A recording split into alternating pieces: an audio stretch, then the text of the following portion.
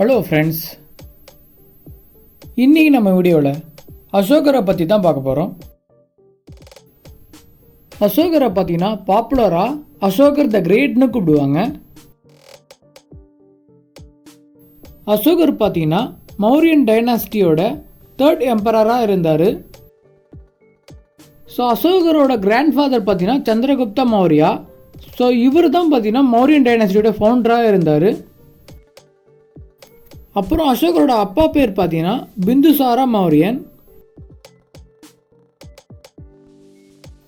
அசோகர் பார்த்தீங்கன்னா 304 BCE தான் பிறந்தார்.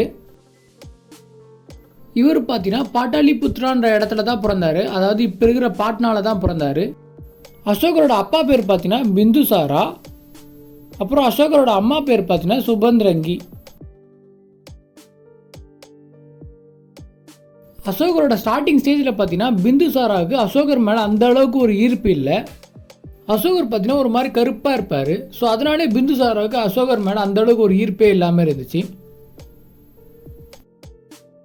பிந்துசாரோட டெத்துக்கு அப்புறமா பிந்துசாரோட சன்ஸுக்கு இடையில பார்த்தீங்கன்னா யார் அடுத்த கிங்குன்றதுக்காக நிறைய வார் நடந்துச்சு. ஃபைனலாக இந்த வாரில் அசோகர் ஜெயிச்சு 268 BCEல கிங்காக அரியணையில் ஏறினார். அசோகர் பார்த்தீங்கன்னா ரொம்ப ஆம்பிஷியஸாக இருந்தார். ஸோ இவர் பார்த்தீங்கன்னா ரொம்ப அக்ரெசிவாக இருந்து நிறைய இடத்த இவர் கைப்பற்றினார். ஸோ அந்த டைமில் பார்த்தீங்கன்னா தமிழ்நாடு, கேரளாவை தவிர மொத்த இந்தியன் சப்கான்டினென்ட்டே அசோகர் கைப்பற்றி வச்சுருந்தார்.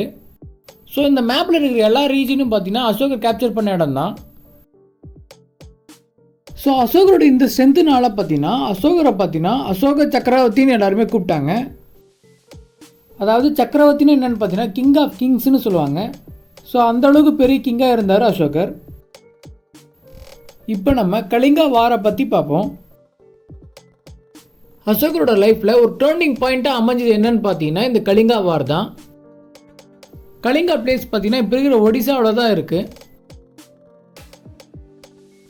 இந்த கலிங்கா வார் பார்த்தீங்கன்னா ரொம்ப டிஸ்ட்ரக்டிவான வாராக இருந்துச்சு. இந்த வாரில் பார்த்தீங்கன்னா மோர் தென் 1,50,000 பீப்புளுக்கு மேலே பார்த்தீங்கன்னா கில் பண்ணப்பட்டிருக்காங்க.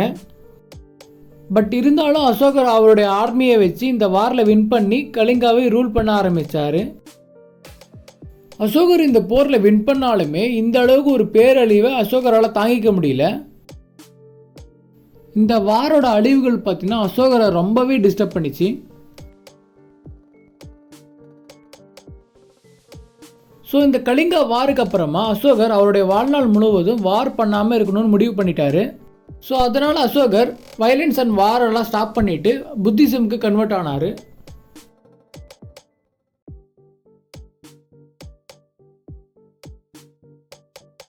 புத்திசமோட டீச்சிங்ஸ் பார்த்தீங்கன்னா அசோகரை கம்ப்ளீட்டாக ஒரு டிஃப்ரெண்ட் மேனாக மாற்றிருச்சு. அசோகர் வாருக்கு போகிறதுக்கு பதிலாக அஹிம்சாவை ப்ராக்டிஸ் பண்ண ஆரம்பித்தார்.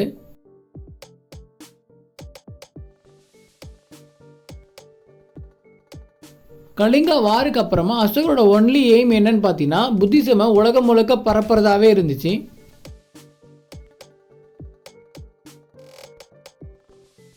அசோகரோட ரூலிங் பீரியட் பார்த்தீங்கன்னா 268 BCE to 272 BCE.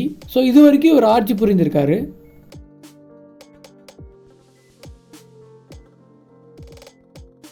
Ashok pillar தான் பார்த்தீங்கன்னா நேஷனல் எம்ப்ளம் ஆஃப் இந்தியாவாக நம்ம வச்சுருக்கோம்.